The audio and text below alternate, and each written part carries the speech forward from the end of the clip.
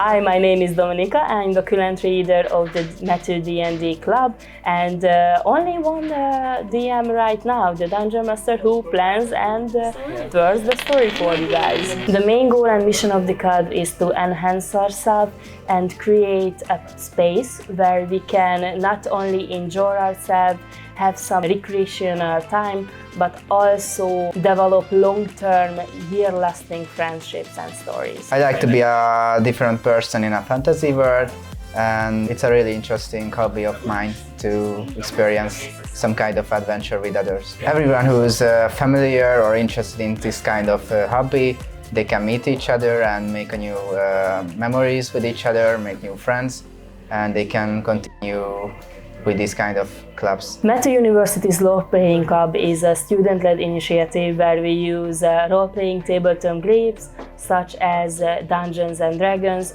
for collaborative storytelling and world building, where we immerse ourselves in a play and a group environment to build social and more transferable skills such as creative thinking, problem solving, time management, planning, and also creative writing as well. You have nothing left to lose, so I would advise to at least try it and see if you like it or not. I've always wanted to try D&D for myself, so it's been a great experience for me.